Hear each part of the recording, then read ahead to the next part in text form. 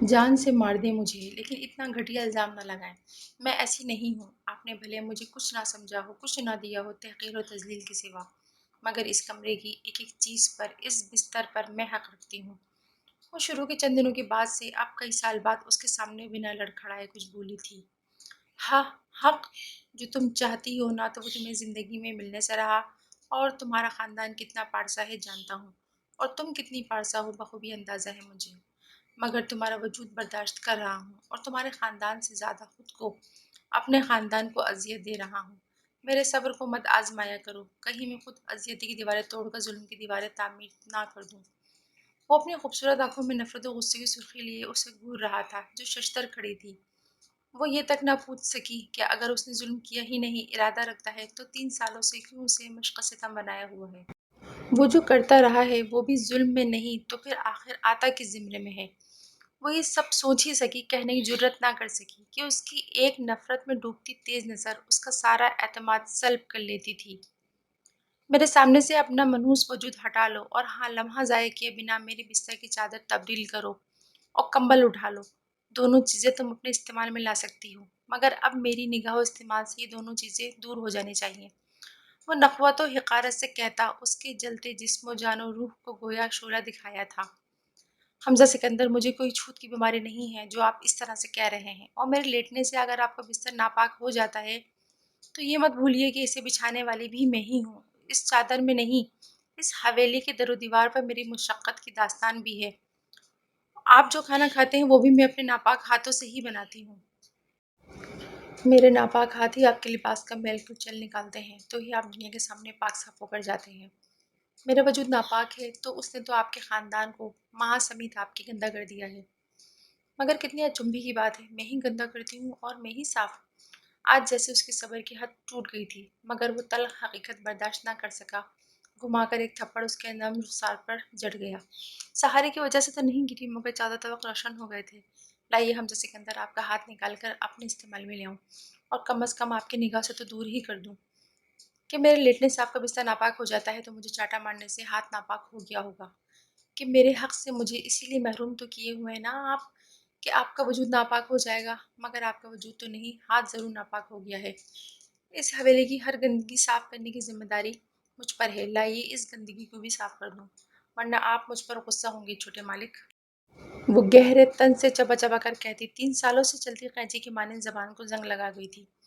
اس نے 3 سال جو وار کیے تھے وہ ان کا حساب ایک لمحے میں چند لفظوں میں کر گئی تھی کہ اس نے آج آئینہ سامنے ہی رکھ دیا تھا، اور اس کی مکروہ شکل جس میں صاف نظر آنے لگی تھی وہ اسے جوتے کی نوک پہ رکھتا آیا تھا، اور وہی نوک آج خود اس کو چبھنے لگی تھی کہ وہ حویلی کی مالکن تھی مگر اسے نوکرانی بنا کر رکھا، اس کو اس کے حقوق سے محروم رکھا، اور وہ اس قابل لگی تھی کہ اسے ناپاک ہونے کا خدشہ تھا یا نہیں، ظاہر یہی کیا تھا۔ اور پاک چیز کو ناپاک کرنے کے لیے سمندر نہیں، محض ایک قطرہ ہی کافی ہوتا ہے، اور وہ اس کے وجود سے یہ کیسا دور تھا کہ اس کے کمرے کی ایک ایک چیز، اس کی حویلی کی ایک ایک چیز اس کے سلیقے کا ثبوت تھی، ایک ایک چیز میں اس کے ہاتھوں کی مہک تھی، اور جب اس کا وجود ناپاک تھا تو ہاتھ کیسے پاک ہو سکتے تھے؟ اور سانسیں اس نے 3 سالوں میں کئی گھنٹوں میں کئی سانسیں لی ہوں گی، جب وہ ناپاک تھی تو اس کی سانسیں بھی تو ناپاک ہوئیں، اور وہ اس حویلی میں سانسیں لیتی رہی تھی تو حویلی کو، اس کے مکینوں کو تو اس نے ناپاک کر دیا، اور وہ ناپاکی کی ڈر سے اس کے قریب نہیں جاتا تو اپنے قریب کیسے رکھ لیتا؟ اسکول و کالج میں شعلہ جواں مقرر مشہور حمزہ سکندر کی بولتی بند ہو گئی تھی، اور وہ جو اس کے سامنے ٹھہر نہیں پاتی تھی وہ جم کر میدان میں صحیح سے اتری بھی نہ تھی کہ وہ پہلے ہی بار میں چت ہوتا وہاں سے نکل گیا، کہ اب نہ ٹھہر سکنے کی باری اس کی تھی کہ مظلوم کی آواز بلند ہوئی اور حاکم کا زوال شروع۔ لوگوں نے کہا، اس در سے کبھی کوئی نا امید نہیں لوٹا، کوئی خالی ہاتھ نہیں آیا، میں بھی لوگوں کے ساتھ چلا، چہرے پر گرد ملال لیے، ایک پر امید خیال لیے، ایک خالی دست سوال لیے۔ جب قافلہ اس در پر پہنچا میں اس گھر کو پہچان گیا، پھر خالی ہاتھ ہی لوٹ آیا۔ اس در سے مجھے کیا ملنا تھا، وہ گھر تو میرا ہی اپنا تھا۔ شہی، موڈ کیوں آف ہے تمہارا؟ اسے خلاف معمول و عادت پورے 25 منٹ خاموش بیٹھے دیکھ بالآخر وہ اپنا اہم کام چھوڑ کر اس کی جانب متوجہ ہو گئی تھی۔ اور اس نے کھا جانے والی نگاہوں سے عطیہ کو دیکھا تھا۔ بڑی جلدی خیال آ گیا۔ وہ یوں بولی تھی جیسے وہ منہ بنا کر بیٹھی ہی اسی لیے تھی تاکہ وہ اس سے وجہ پوچھ سکے۔ اماں مجھے ٹرپ پہ نہیں جانے دے رہی، اور تو اور ابا بھی اماں کے ہم نوا بنے ہوئے ہیں۔ وہ اس کے ایکسکیوز کرتے ہی نان اسٹاپ شروع ہو گئی تھی۔ ابا اماں کے ہم نوا بنے ہوئے نہیں ہیں، بلکہ وہ ہمیشہ ہمیشہ سے اماں کے ہم نوا ہیں۔ اماں کی کسی بات سے ابا انکار کرتے ہی کب ہے؟ وہ شوخی و برجستگی سے بولی تھی، اور وہ اس حقیقت سے انکار نہ کر پاتے ہوئے مسکرا دی تھی۔ تمہارا کالج ٹرپ پر کب جا رہا ہے؟ دریافت کیا تھا۔ Next week. ابا سے تو میں اجازت لے لوں گی، اماں کو بھی خود ہی راضی کر لیں گے، وہ شاہانہ انداز میں بولی تھی۔ جب سب کچھ خود کرنے کا ارادہ ہے اور ہو جانے کا یقین بھی ہے تو یہ منحوس صورت بنا کر سڑی ہوئی اداکاری کا مقصد کیا تھا؟ وہ جو کتابیں سمیٹ رہی تھی ہاتھ روک کر اس پر بگڑی تھی، جو کل کل کرتی ہنسی ہنسنے لگی تھی۔ میرے ایگزامز ہو گئے ہیں اور میں آج کل فارغ ہوں، تم مجھے وقت ہی نہیں دیتی ہو نا، بس اس لیے۔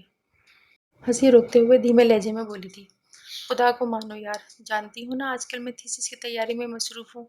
تھیسس سبمٹ کروانے میں 2 ماہ ہی تو باقی ہیں، اور سمجھو ابھی تو جیسے کچھ بھی کیا ہی نہیں ہے میں نے۔ ریسرچ ورک بھی کتنا باقی ہے۔ وہ یکدم ہی پریشان ہو گئی تھی۔ توبہ کرو، صبح سے رات تک اسی میں لگی رہتی ہو، کبھی کاغذوں سے چمٹی ہوتی ہو تو کبھی لیپ ٹاپ کے ساتھ، اور کہیں جانے کی تو تم بات بھی نہ کرنا۔ اپنے تھیسس کا مٹیریل جمع کرنے کے لیے تم لور لور پھرتی رہتی ہو، مگر مجال ہے کبھی شاپنگ اور پکنک پر جانے کا بھی جو تم نام لو۔ رات میری ذیشان بھائی سے بات ہوئی تھی، شکوہ کر رہے تھے کہ نہ تم ان کی کال ریسیو کر رہی ہو اور نہ ہی فیس بک پر تم انہیں دستیاب ہو۔ جب تم ہمیں ہمارے ساتھ موجود ہونے کے باوجود غیر دستیاب رہتی ہو تو انہیں 7 سمندر پار برقی آلات کے ذریعے کہاں دستیاب ہو سکتی ہو؟ وہ شروع ہوئی تو چپ ہونا مشکل ہو گیا تھا۔ مجھے اندازہ ہے شہی کہ میں تم لوگوں کو وقت نہیں دے پا رہی، اور ذیشان کی کال تو میں جان کر ریسیو نہیں کر رہی کہ وہ گھنٹہ سے کم تو کبھی بات ہی نہیں کرتے، اور آج کل تو مجھ پر ایک ایک لمحہ بھاری ہے۔ میرے پاس وقت کم ہے جو باتوں میں ضائع نہیں کرنا چاہتی۔ وہ بکھرے کاغذ سمیٹ رہی تھی۔ اس نے تعصب سے اسے دیکھا۔ اور اگر جو ذیشان بھائی تم سے ناراض ہو گئے؟ چڑھ کر پوچھا تھا۔ اول تو وہ مجھ سے ناراض نہیں ہوتے، بالغرض ہو گئے تو منا لوں گی۔ اس کے انداز میں لاپرواہی اور ذیشان کا دیا ہوا یقین بول رہا تھا۔ تمہیں نا ذیشان بھائی نے سر پر چڑھایا ہوا ہے۔ ہاں لیکن تم میرا بہت وقت ضائع کر چکی، اب جاؤ، اور موڈ بنے تو ایک کپ اسٹرانگ سی چائے بنا دینا۔ اس کی بات کی نفی کرنے کے بجائے ایک لفظی اقرار کیا تھا، اور اسے جانے کا کہنے کے ساتھ اس کی مرضی پر چھوڑتے ہوئے کام بھی سونپا تھا۔ اور وہ بھی بلا ہل و حجت کیے اس کے کمرے سے نکل گئی تھی۔ مسرور درانی ایک پرائیویٹ بینک میں اکاؤنٹنٹ تھے۔ ان کی 2 بیٹیاں تھیں، عطیہ درانی اور شاہتاج درانی۔ عطیہ کا نکاح اکلوتی پھوپھیزاد سے 2 سال قبل ہو گیا تھا، جب وہ بیٹے کے ساتھ انگلینڈ سے آئی تھی۔ رخصتی اس لیے نہ ہوئی تھی کہ ذیشان سیٹل ہونا چاہتا تھا۔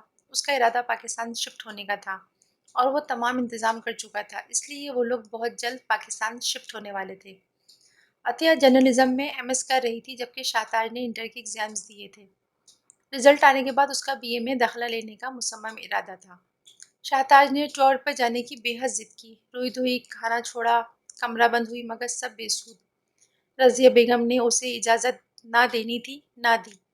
وہ مسرور درانی سے بہت لڑی، ناراض ہوئی، مگر وہ بھی نہ مانے کہ وہ بیوی کی فکر و پریشانی کو سمجھتے تھے، اور وہ ان لوگوں کی مان لینے پر مجبور تو ہو گئی تھی، مگر جب فیچر لکھنے اور تھیسس مکمل کرنے کے لیے اسے گاؤں جانا پڑا کہ وہ اپنے فیچر کو حقیقی رنگ دینے کے لیے دیہاتی زندگی کو نزدیک سے دیکھنا چاہتی ہے، تو شاہتاج بھی جانے کے لیے تیار ہو گئی، اور وہ دونوں میاں بیوی تو چپ سے رہ گئے، مگر رضیہ بیگم نے بھی صاف جانے سے منع کر دیا۔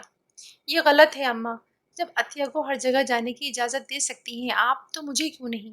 اس نے روتے ہوئے پرزور احتجاج کیا تھا۔ تم ابھی چھوٹی ہو بیٹا، اکیلے بھیجتے مجھے خوف آتا ہے کہ عطیہ پھر بھی سمجھدار ہے، اور تم؟ اماں آپ نے عطیہ کو بھی اکیلے کہیں جانے سے نہیں روکا، ساری پابندیاں میرے ہی لیے ہیں، اور اب تو میں اکیلے نہیں جا رہی، آپ کی سمجھدار عطیہ کے ساتھ ہی تو جاؤں گی، اور جب وہاں عطیہ جا سکتی ہے تو میں کیوں نہیں؟ وہ ماں کی بات کے درمیان میں سو کرتی شکوہ کناں لہجے میں بول رہی تھی۔ اس لیے کہ میں تمہیں وہاں کیا کہیں بھی کبھی بھی نہیں بھیجنا چاہتی، اور جب میں نے انکار کر دیا تو اب تم جانے کا نام بھی نہیں لوگی۔ وہ بے بسی کو غصے کی چادر عطا کرتی اٹھ گئی تھی۔ اور میں نے بھی کہہ دیا ہے کہ میں وہاں ضرور ہی جاؤں گی، وگرنہ عطیہ بھی نہیں جائے گی، وہ بے لجک لہجے میں کہتی وہاں سے واک آؤٹ کر گئی تھی، جبکہ وہ اپنی جگہ جم سی گئی تھی۔ کانوں میں ایک بے لچک بے رحم لہجہ گونج اٹھا تھا۔ عطیہ ماں کا زرد چہرہ دیکھ کر لپک کر ان تک آئی تھی اور وہ ہوش و خود سے بیگانہ ہو گئی تھی اور اس کے تو ہاتھ پاؤں بھی پھول گئے تھے۔ رضیہ کیوں پریشان ہوتی ہو؟ کچھ نہیں ہوگا، جانے دو اسے۔ نہیں مسرور، کبھی نہیں۔ اسے پتہ بھی چل گیا نا تو وہ مجھ سے میری شہی کو چھین لے گا۔ میں نے بہت کچھ کھویا ہے زندگی میں، اعتبار، بھائی بہن، والدین، لیکن اب بیٹی کھونے کا مجھ میں بالکل حوصلہ نہیں ہے۔ آپ کی بات وہ مان لے گی، آپ اسے سمجھائیں، وہ ضد چھوڑ دے گی۔ اس کے خوف سے میں نے شہی کو کبھی اکیلے گھر سے نکلنے نہیں دیا، کہیں آنے جانے نہیں دیا، تو اب اسے گاؤں کیسے بھیج دوں؟ وہ وہیں ہوا تو وہ اسے پہچان لے گا اور مجھ سے شہی کو چھین لے گا۔ کیا تم اس شخص کے گاؤں اور اس کے نام تک کو نہیں جانتی؟ کچھ سوچ کر پوچھا تھا۔ نہیں، وہ شخص میرے لیے اتنا اہم نہیں تھا۔ میں نے نہ اس کے بارے میں جاننے کی کوشش کی، نہ اس نے مجھے آگاہ کرنا ضروری سمجھا۔ وہ بچوں کی طرح خوفزدہ سی مسرور درانے سے لپٹ گئی تھی۔ رضیہ، سنبھالو خود کو، میں شہی کو سمجھاؤں گا، وہ میری بات مان لے گی۔ انہوں نے بیوی کو تسلی دی، مگر وہ بھی جیسے اڑ گئی تھی۔ اس کی ایک ہی ضد تھی کہ جب عطیہ جا سکتی ہے تو وہ کیوں نہیں؟ اور یہی سوال لے کر عطیہ ماں باپ کے پاس چلی آئی، اور وہ حقیقت جو سب سے چھپا کر ہی رکھنا چاہتی تھی، وہی حقیقت مسرور درانی نے بیٹی کو بتا دی تھی۔ اور وہ تو جیسے خود کو خلا میں ہی محسوس کرنے لگی تھی اور رضیہ بیگم کے چہرے کو بے یقینی سے دیکھنے لگی تھی۔ اماں، آپ کہہ دیں جو ابا نے کہا ہے وہ سب جھوٹ ہے، آپ ہی میری اماں ہیں۔ اور رضیہ بیگم کے ہاتھ تھامے سسک اٹھی تھی۔ ہاں ماں ہوں میں تمہاری، صرف پیدا کرنے والی ہی تو ماں نہیں ہوتی، پالنے پرورش کرنے والی بھی تو ماں ہوتی ہے، اور تم میری بیٹی ہو۔ کبھی یہ مت کہنا، نہ سمجھنا کہ میں تمہاری ماں نہیں ہوں۔ انہوں نے عطیہ کو باہوں میں بھر لیا تھا۔ آپ نے اچھا نہیں کیا عطیہ کو سچائی بتا کر، اور سچائی بتانی تھی تو صرف شہی کو بتا دیتے۔ عطیہ کو یہ کیوں بتا دیا کہ میں نے اسے جنم نہیں دیا؟ وہ شوہر سے شکوہ کناں ہوئی تھی۔ یہ سب ضروری تھا، جب تک نہیں بتایا تھا نہیں بتایا تھا۔ اب آدھی ادھوری جھوٹ میں لپیٹ کر سچائی نہیں بتا سکتا تھا، اور میں تو شہی کو بھی ساری سچائی بتا دینا چاہتا ہوں۔ انہوں نے فقط ارادہ ہی کیا تھا کہ وہ چیخ پڑی تھی۔ ہرگز نہیں مسرور، وہ یہ برداشت نہیں کر پائے گی، وہ بہت حساس و کم عمر ہے۔ میں تلخ حقیقتوں کو اس پر آشکار کر کے اس کی معصومیت داغدار نہیں کر سکتی۔ وہ رضیہ بیگم کی وجہ سے خاموشی اختیار کر گئے تھے، وگرنہ وہ سچائی بتا دینا چاہتے تھے، اور یہ ضروری بھی ہو گیا تھا، کیونکہ وہ اصل بات جاننے کے بعد اپنے سالوں کی محنت اکرت کرنے چلی تھی، کیونکہ شاہتاج کی ضد قائم تھی کہ وہ نہیں تو عطیہ بھی نہیں، اور وہ اس کے کیریئر، اس کی محنت کا خیال کرتے ہوئے رضیہ بیگم نے خدشات و وہمات کے ساتھ اپنے دل پر پتھر رکھ کر اسے عطیہ کے ساتھ جانے کی اجازت دے دی تھی۔ مگر وہ اپنے دل کا کیا کرتی جو ڈوبے ہی جا رہا تھا؟ ساتھ خیریت سے لوٹ آنے کی دعا لب پر تھی، اور دل کانپ رہا تھا کسی انہونی کے ڈر سے، اور جس انہونی سے بچنے کے لیے انہوں نے شہر چھوڑا تھا، ڈر کے مارے گھر سے نکلنا ہی چھوڑ دیا تھا۔ وہ انہونی کہیں اپنے مقررہ وقت پر ہی ہونے والی تھی کہ مالک کل کی رضا کے بغیر تو ایک پتا بھی نہیں ہل سکتا، کوئی کسی سے کیسے مل سکتا ہے؟ عطیہ، مجھے گاؤں کی سادہ سی زندگی ہمیشہ سے بہت پسند رہی ہے۔ میرا دل کرتا تھا کاش میں کسی گاؤں میں پیدا ہوئی ہوتی، کھیتوں میں کام کرتی، بکریاں چراتی، بھینسوں کو چارہ کھلاتی، دودھ دوہتی، اور یہاں آ کر مجھے بہت اچھا لگا ہے۔ یہاں کے لوگ کتنے سادہ، کتنے معصوم ہیں۔ یہاں سے جانا میرے لیے بہت مشکل ہوگا عطیہ۔ وہ اسے بہت حیرانگی سے دیکھ رہی تھی کہ اس نے ایسی کسی خواہش کا پہلے ذکر نہیں کیا تھا۔ اسے حیرت کے ساتھ اب ہنسی بھی آنے لگی تھی کہ وہ حقیقت جانتی تھی، اور وہ جیسی خواہش دل میں بسائی ہوئی تھی اس حقیقت کے پیش نظر، تو وہ کھیتوں میں کام کرنے والی نہیں، ان کھیتوں کی مالک ہوئی۔ تم کیا سوچنے لگی؟ میں مذاق نہیں کر رہی، یہ میری خواہش ہے عطیہ۔ وہ خیال سے چونکی اور ہاتھ جھاڑتی کھڑی ہو گئی۔ انسان جو ہوتا ہے اسے بس اسی پر شکر ادا کرنا چاہیے کہ اللہ نے تو ویسے بھی تمہیں بہت سہل زندگی عطا کی ہے، اور جو زندگی تمہیں متاثر کر رہی ہے وہ فسوں خیز نہیں، بے حد دردناک ہے، کیونکہ منہ اندھیرے سے رات کی تاریکی تک کام کرنا اور پیٹ بھر کھانا نہ ملنا کتنا تکلیف دہ ہوتا ہے تم کبھی تصور بھی نہیں کر سکتی، کہ تم نے صرف سہولتیں اور آسائشیں دیکھی ہیں، اور گاؤں کی لائف ہرگز بھی سہولت آمیز اور آسائشات سے مزین نہیں ہوتی، کہ یہاں کسان کی بیٹی کی بھی آنکھ نم ہوتی ہے اور جاگیردار کی بیٹی کی بھی، ایک کو غریبی رلاتی ہے تو دوسری کو امیری۔ وہ کافی گہرائی سے جائزہ لینے کے بعد بولی تھی۔ وہ ایک حساس لڑکی تھی، اور لکھنے لکھانے کا سلسلہ بھی بچپن سے جاری تھا۔ وہ چیزوں کو آبزرو کرنے کے فن سے واقف تھی، اور یہاں آ کر تو اخبار اور ڈراموں میں دیکھی باتیں جھوٹی لگنے لگ گئی تھی۔